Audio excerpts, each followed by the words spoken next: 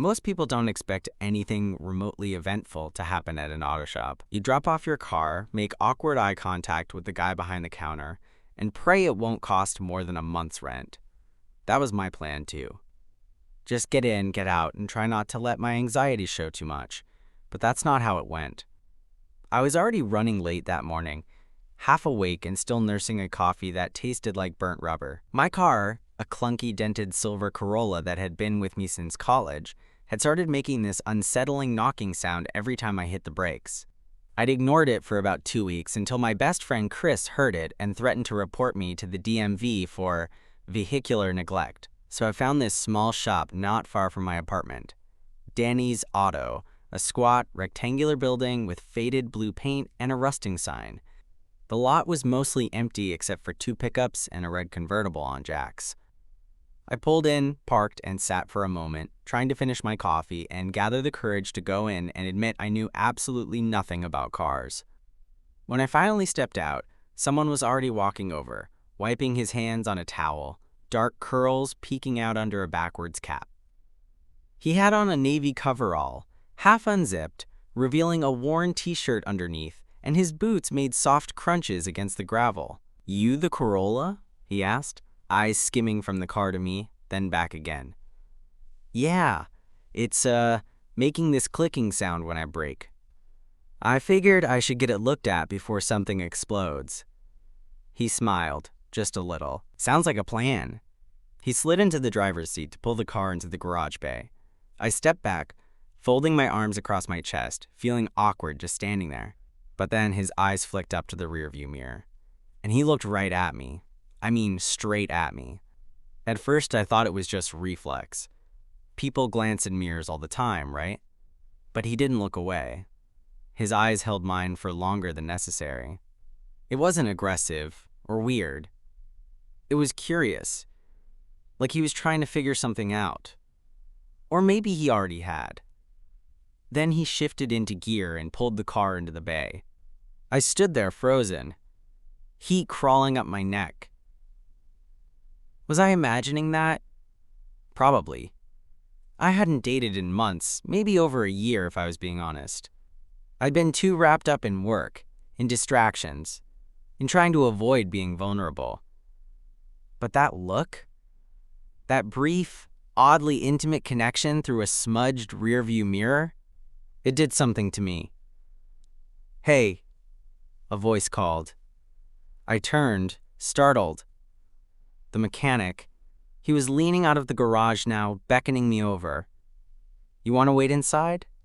I can give you a rough estimate once I check things out." "Yeah, cool, thanks," I said, trying not to trip over my own feet as I walked toward him.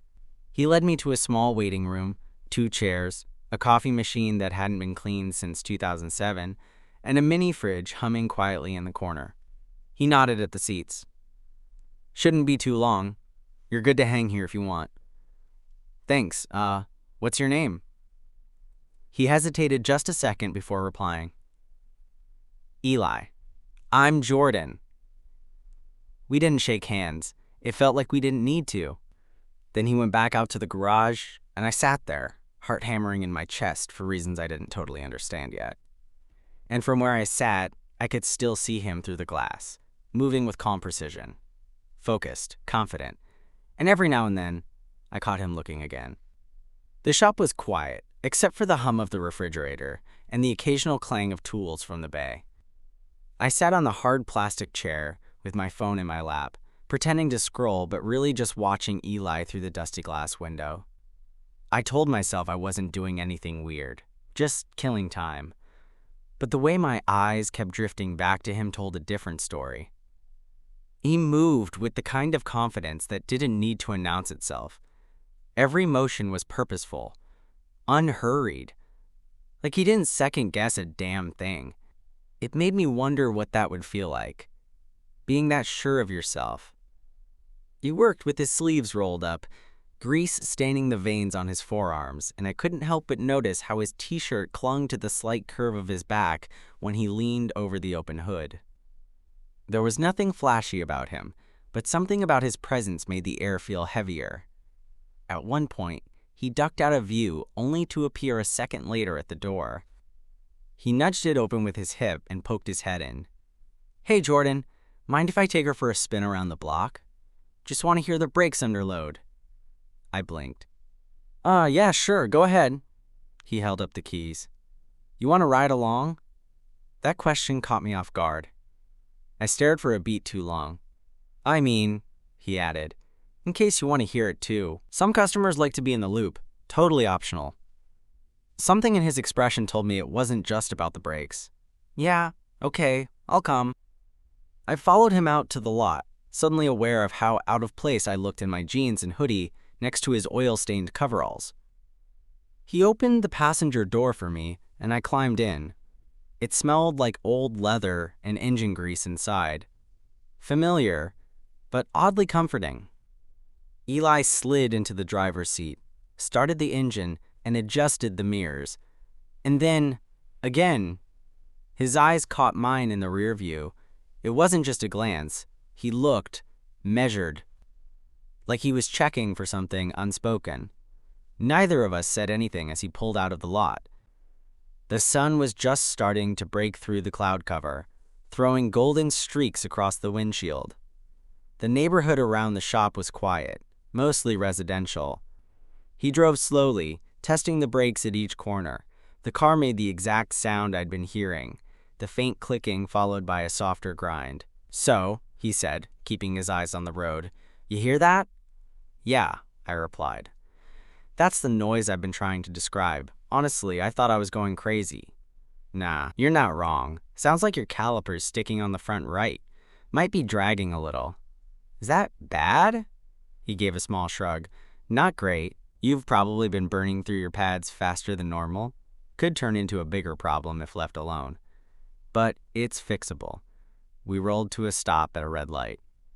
He turned his head slightly toward me, but didn't speak. The car filled with silence, thick and weirdly charged. "I'm not great with this kind of stuff," I admitted, breaking the silence. "With cars?" "Yeah, I don't even pretend. I'm the type of guy who Googles, 'Why is my steering wheel shaking?' at 2 in the morning and still ends up doing nothing about it." Eli chuckled. "You're not alone. Half my job is fixing stuff that someone tried to ignore for months." "Well, guilty." He glanced at me again, and this time, his smile lingered a little longer. "You're not from around here, are you?" he asked, easing the car into another turn. What gave it away? "You've got this." He paused, thinking. "Clean energy." "Clean energy?" "Yeah." "You dress too nice to be local," he said, nodding toward my shoes. "And you didn't give me attitude when I said something was wrong with your car." "That's rare." I laughed. "That's a pretty low bar." Welcome to customer service. We pulled back into the lot a few minutes later, and he parked the car in front of the garage again. He sat back in the seat, one hand still on the wheel. For a second, neither of us moved. "I'll get it up on the lift, show you what's going on," he said finally. "Cool. Thanks for the ride along." His eyes found mine again in the rear view before he opened the door and stepped out. I stayed seated for a moment longer than I needed to, trying to collect myself. There was something weirdly intimate about that short drive, not because of anything said or done, but because it felt like a little crack had opened up in the middle of a very normal day, and something had slipped through. A look, a pause, a shift in air. Back inside the shop, he waved me over to the garage bay. "Come here, I'll show you." I followed him across the stained concrete floor. He hit a button, and the lift started to rise, my car climbing slowly into the air. Eli pointed out the caliper and brake pad, walking me through the problem. I nodded along, understanding maybe half of what he said. But I wasn't really listening. I was looking at him, the way he talked with his hands, the way he crouched down and looked up at me when explaining something, the grease under his nails, the slight curve of his lips when he realized I wasn't following. He noticed. I could tell. "You okay?" "Yeah," I said quickly, just taking it all in. He stood up and wiped his hands on that same rag from earlier. "I can fix it in a couple hours." "You free this afternoon?" "I can be." "Good." He paused. "You're welcome to hang around. I've got a couple jobs ahead of you, but if you're not in a rush." I shook my head. No rush. He gave a small nod, almost like he was trying not to smile. Cool, there's drinks in the mini fridge. Sofa's kind of terrible, but it beats standing. I walked back to the waiting room, but even with the door shut, I could feel him watching me through the glass, and I couldn't help but watch back. I sat on that sunken leather couch for what felt like forever. At first, I tried to stay busy on my phone, bouncing between social media and half-hearted attempts at checking emails. But I kept drifting, back to the quiet tension in that car, back to the way Eli's eyes had locked on mine in the mirror like we both knew something unspoken was happening. The fridge buzzed softly behind me. A dusty fan in the corner spun on low, barely circulating the warm air. Occasionally, I heard Eli laugh at something a coworker said in the garage, that deep, low kind of laugh that makes you want to be the reason behind it. I kept looking at the window separating the waiting area from the shop, watching. He moved with the same deliberate calm I'd seen earlier, talking to another guy in coveralls, adjusting a torque wrench, leaning over the hood of a black SUV. But every once in a while, he glanced up, just for a second, like checking to see if I was still there. And I always was. I didn't want to admit how good that felt. An hour passed, maybe more, before the bell above the office door jingled and someone stepped in. A tall blonde guy in a Henley and jeans, holding a set of keys. Pick up for the Tacoma, he said, tapping his fingers on the counter. Under Daniel. The guy at the desk nodded and started pulling paperwork. Meanwhile, Daniel turned, casually giving me a once-over. You waiting on a car? Yeah. Corolla. Fun, he smirked, then added. You here for Eli? I blinked. What? He usually doesn't offer ride-alongs or let people hang out this long. He grinned like he knew something I didn't. You his cousin or something? I laughed a little too quickly. No, just car trouble. MMHMM. He gave me one last look and walked out with his paperwork, leaving the bell to jingle in his wake. I sat there for a moment, feeling my face burn. Then I heard footsteps.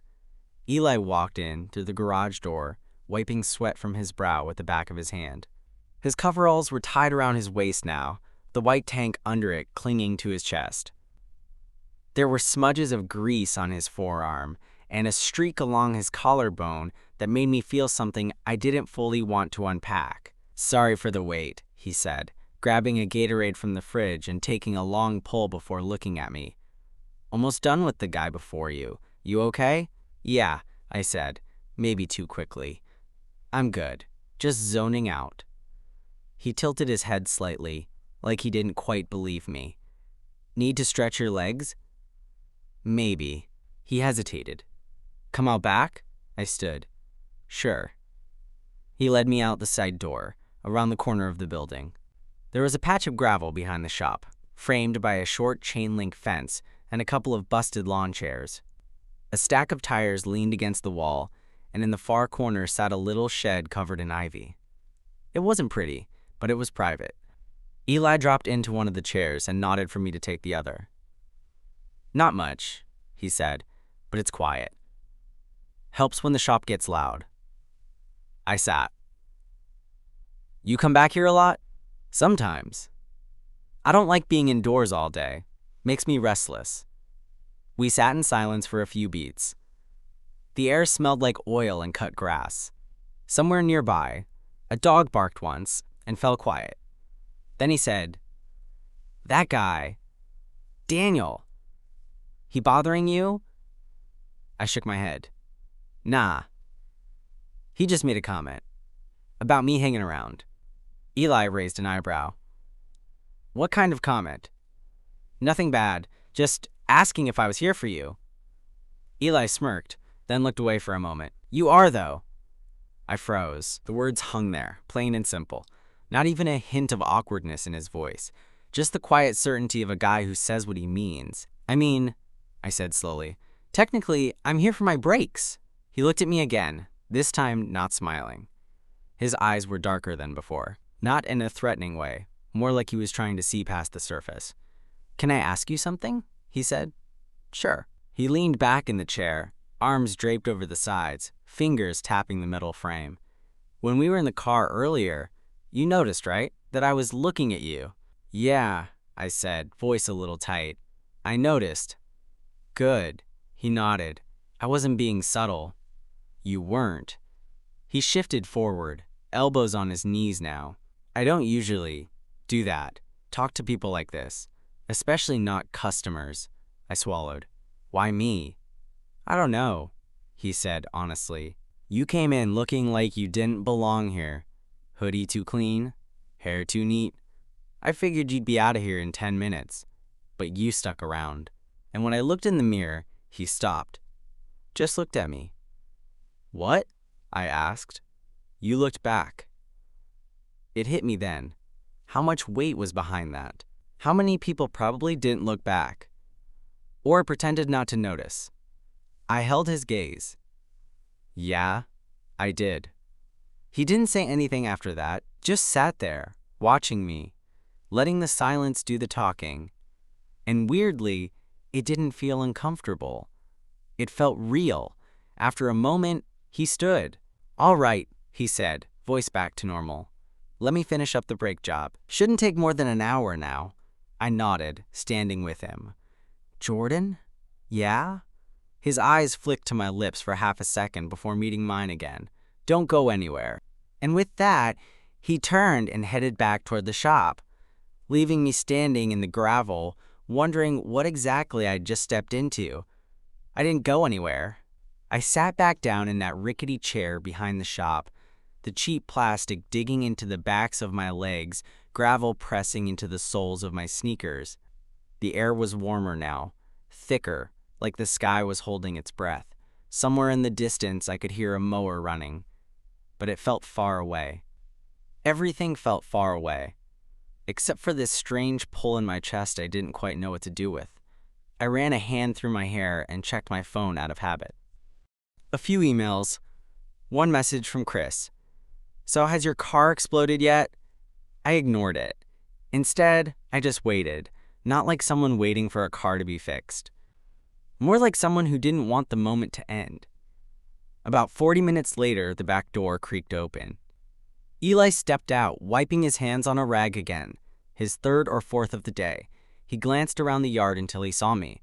She's all good, he said. Brakes won't sound like they're falling apart anymore. I stood up. That fast? He shrugged. Had everything I needed on hand. Just needed the time. He said it like he wanted me to know he'd made that time. For me. We walked back toward the front of the shop together, not quite side by side. I could hear the gravel crunching under both of our boots, the soft hum of the lift powering down inside. When we reached the desk, the guy behind the counter, Dave I think his name was, gave me the printout of the bill and a quick nod. Should be all set. Eli already did the test drive. I reached for my wallet, but Eli touched my arm, just lightly, fingertips brushing my elbow. Wait, he said, before you pay. I looked at him, eyebrows raised. Can I ask you something? His voice had dropped a little, like he didn't want the guy at the desk to hear. Sure. Are you free tonight? The question caught me off guard, not because I didn't want it, but because I hadn't expected him to actually go there. 100 small signs, sure. Glances, closeness, the kind of energy you can't fake. But this was different. Tonight? I echoed. He nodded, eyes not leaving mine. I don't do this often, he said. But I meant what I said back there. There's something about you. I don't want this to just be... He gestured vaguely around the shop. This. I took a slow breath. What did you have in mind? There's a bar a few blocks from here. Nothing fancy. Outdoor seating, decent beer, good burgers. We could talk. Not about brakes. I smiled, trying to play it cool, despite the fact that my heart was racing. You always ask guys out like this? Covered in grease? At work? First time, he said, deadpan. I let that hang in the air for a second before replying. Yeah, I'm free. His shoulders relaxed, just slightly.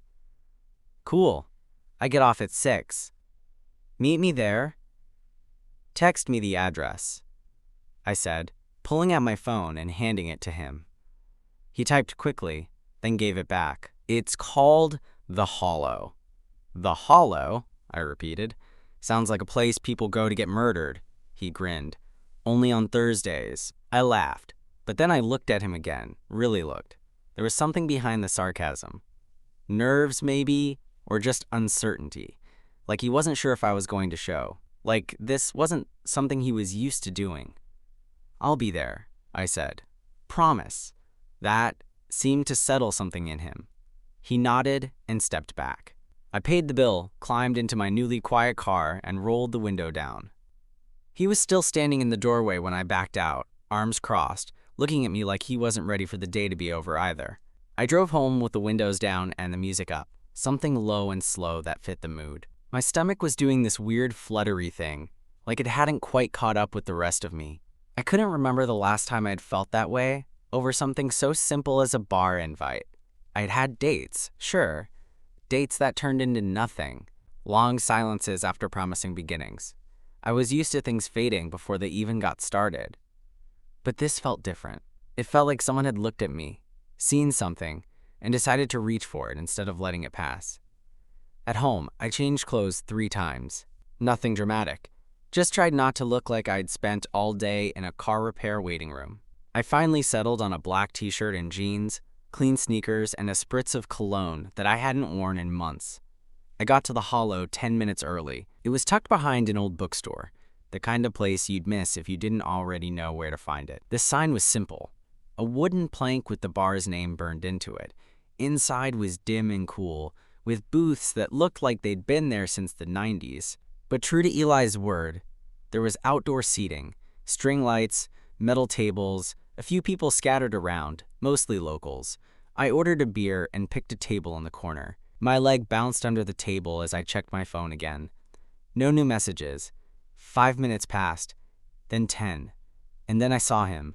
He came around the corner, dressed down from earlier. Dark jeans, a fitted gray t-shirt, his hair no longer under a cap. Clean now, but still very much himself. He looked good, effortlessly so. He saw me, gave a small wave, and walked over. "You showed," he said, settling into the seat across from me. Of course I did. He looked at me like he was trying to figure out if I meant that, and I did. We ordered food, and for the first 20 minutes, we talked like 2 guys who barely knew each other. Music, work, favorite movies, how terrible the city's public transit system was. It was light, easy. But then things shifted. He asked, "You always been into guys?" The question didn't throw me. Not really. But the way he asked it, genuinely, no edge, made it feel safe. "Yeah," I said, "since I was about 13. You?" Eli looked down at his drink. "I guess. I don't really know what to call it. Haven't dated a guy before." I nodded, waiting. "But then you showed up," he continued. "And I kept looking at you like an idiot through the mirror. And the way you looked back," he shook his head, smiling to himself, "I just couldn't stop wondering." And now, he met my eyes, still wondering. We didn't kiss that night. There was no dramatic moment where the music swelled and the lights blurred. But when we stood outside the bar at the end of the night, his hand brushed mine, and I didn't move away. We didn't make plans that night. There was no, "let's do this again," or "text me when you get home." He just stood there, hands tucked into his pockets, eyes on mine like he didn't quite want to leave yet, but didn't know how to say it either. I could feel the space between us, not just physical, but something else, something thick and electric. If I'd leaned in just a little, I think he might have met me halfway. But I didn't. Maybe he wasn't ready. Maybe I wasn't either. So we just stood there outside the Hollow, 2 guys who'd crossed a line neither of us had meant to cross. Not yet. Then he nodded, like that was all he had to give, and walked off toward the lot behind the bar. I watched him go until he disappeared behind the corner, then exhaled the breath I hadn't realized I was holding. My heart was still thudding, slow and steady, like a drum in the back of my chest. On the drive home, I didn't turn on any music, just rolled the windows down and listened to the wind, my thoughts tumbling louder than anything else could have been. The next few days passed with this weird, floating kind of feeling. I kept thinking he'd text. but he didn't. Then again, I hadn't either. It was like we were both sitting in this limbo space, waiting for the other to make a move, but too unsure to push it. I went to work, answered emails, did all the stuff I was supposed to, but part of me kept looping back to that moment in the car. The mirror. The look.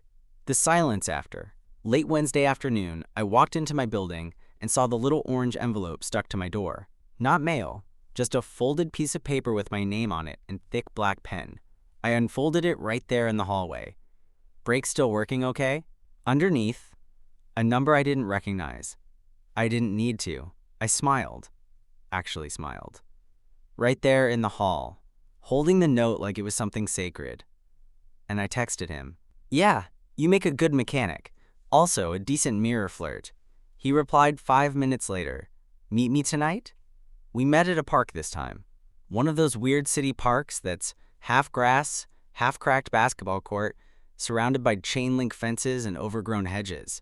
There was a walking trail nearby, but no one really used it at night.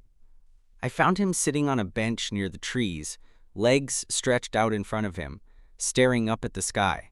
He didn't look at me when I sat down beside him. "You came," he said softly. "I told you I would."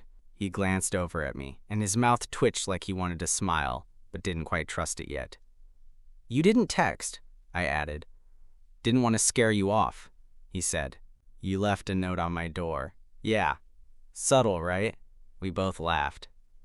He turned back toward the trees, chewing on his bottom lip for a second before he spoke again. "Listen, I'm not great at this stuff. The dating thing. Or the figuring out what I want thing." "Neither am I," I said. "Not really." Eli let out a slow breath. "I guess I just liked the way it felt, that day, watching you, knowing you saw me, and didn't look away. I didn't want to."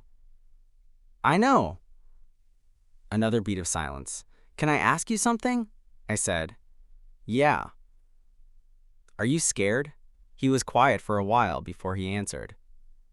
"Not of you, just what it means. If I go there." "There?" He nodded. "With you. If I open that door, I don't think I can pretend it didn't happen. I don't want to be that guy who tries something and then ghosts out because he's too scared to deal with the fallout." "I wouldn't want that either," I said. He looked at me again, longer this time, not just a glance. His knee shifted, turning slightly toward me, like his whole body wanted to face me but wasn't sure how close to get. "I've been with girls," he said. "Had relationships, real ones, and I liked it. It wasn't fake. I believe you. But I've also," he paused. "There were moments, guys I noticed, stuff I didn't say out loud. Until now, he repeated, then added, I didn't expect it to be you." I smiled. "Yeah, well, I didn't expect my mechanic to stare at me through the mirror like he was trying to see my soul." That made him laugh, soft and real. "Okay," he said. "So what now?" I didn't answer right away. I reached out instead. Slowly. Gave him time to back off if he wanted. My hand rested on the bench, just barely touching his. He didn't pull away. His fingers twitched once before they turned and slid between mine. We sat like that for a while, quiet and still. The streetlights buzzed above, and somewhere a train horn sounded in the distance. Eventually he said, "Want to come over? Nothing weird. Just hang out. I've got beer. Maybe a movie." I looked at him, not letting go of his hand. "Yeah, I'd like that." We walked back to his car together, and he opened the passenger side door like it was second nature. When I slid in, I watched him move around to the driver's side. He started the engine, adjusted the mirrors, like always, and just before he shifted into gear, he looked at me through the rear view. Held it, that same steady, slow-burning look. But this time, I didn't just watch him back. I smiled. And he did too. Eli lived in a small house behind the garage, an old 2-bedroom that came with the job. The shop's owner, some family friend of his, let him rent it for dirt cheap, which explained the short commute and the fact that he always looked like he'd just stepped out of work, because he had.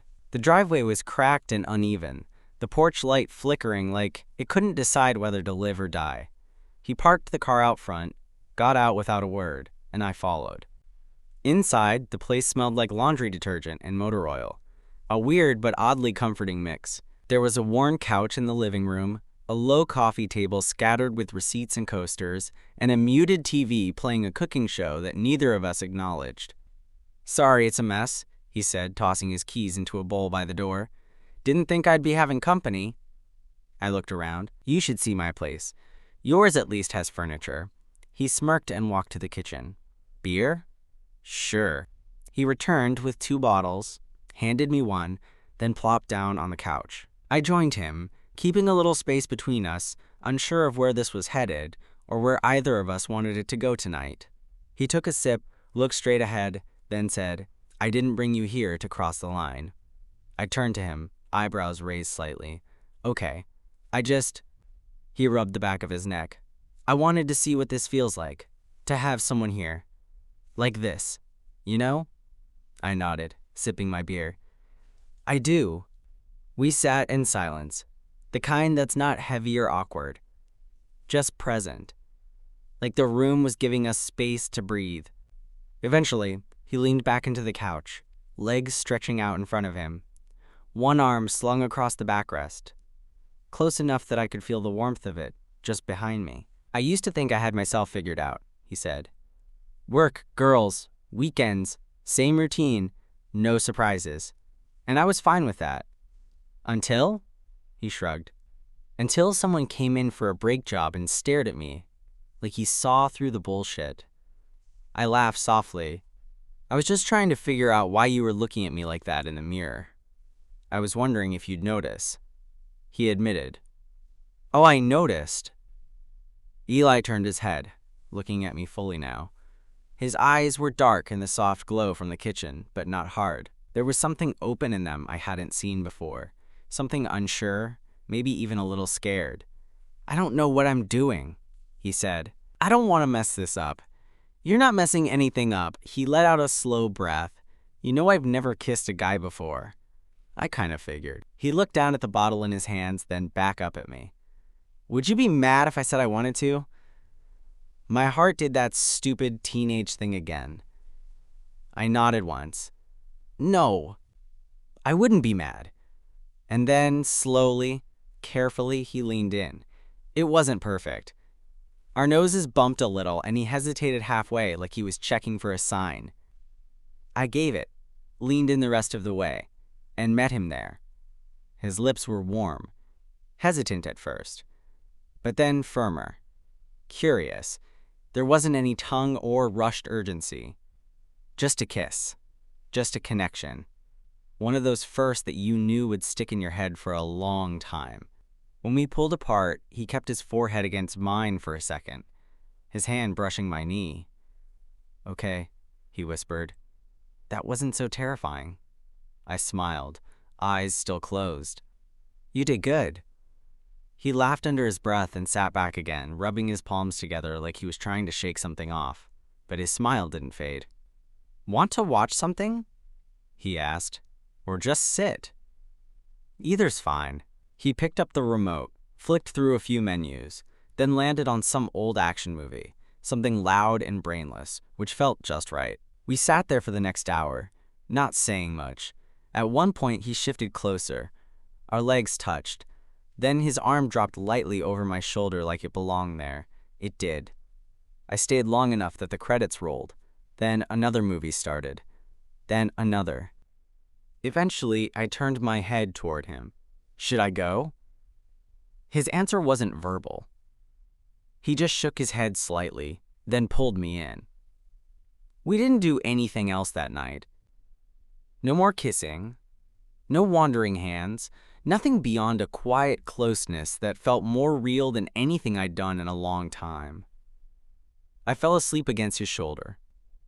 At some point, he shifted, pulled a blanket over us, and when I woke up around 4 a.m., my head on his chest and his arms still wrapped around me, I didn't want to move, but I did. I sat up slowly, careful not to wake him, wrote a note on a torn paper from the kitchen counter. Last night was something. Hope this isn't the end of it. Jay.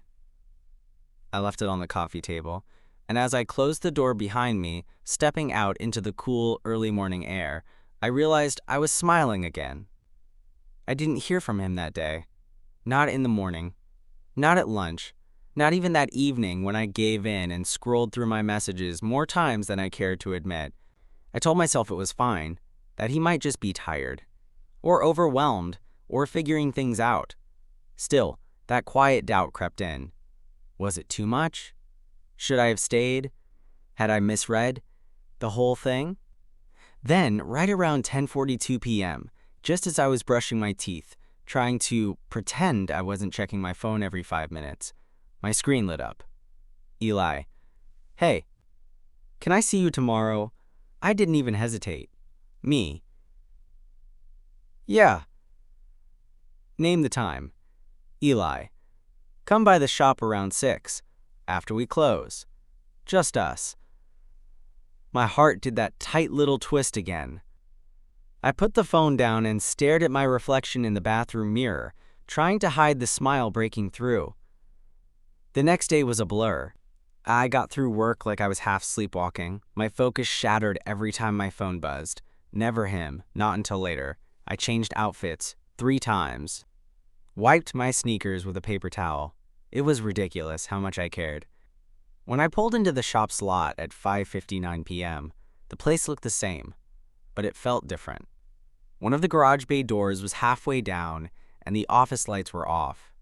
The place was technically closed, but I could hear the faint sound of music playing inside. I walked around back, past the same gravel path we'd stood on days before.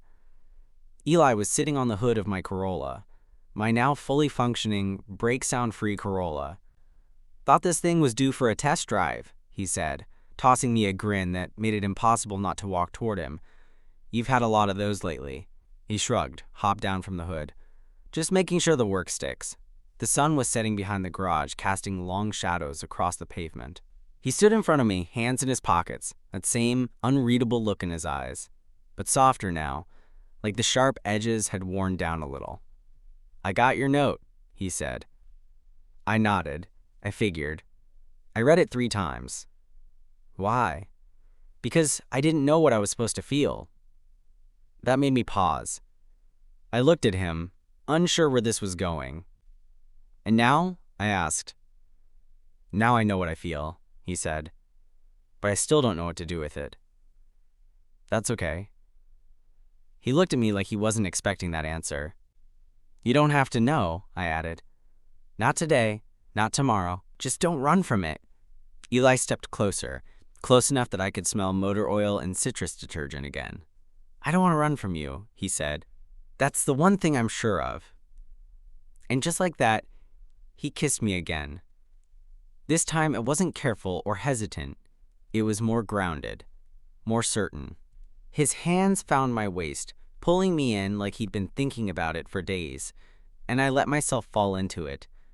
Right there in the gravel, behind the garage, under the last bit of fading light. When we broke apart, he rested his forehead against mine, his breath warm against my skin. Are you staying tonight? He asked. I brought a toothbrush. He chuckled, shaking his head. You're unbelievable.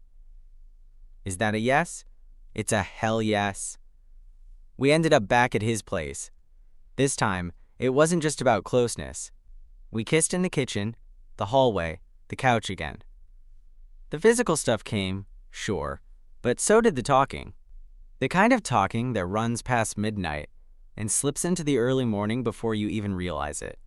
He told me about the town he grew up in, about a friend he'd lost touch with because he couldn't bring himself to explain the feelings he didn't know how to name. I told him about my last relationship, how it ended not with a fight, but with quiet distance neither of us had the guts to fix.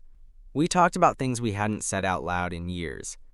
And when we finally collapsed into his bed, half-dressed and entirely too warm under his secondhand comforter, I felt something I hadn't felt in a long, long time.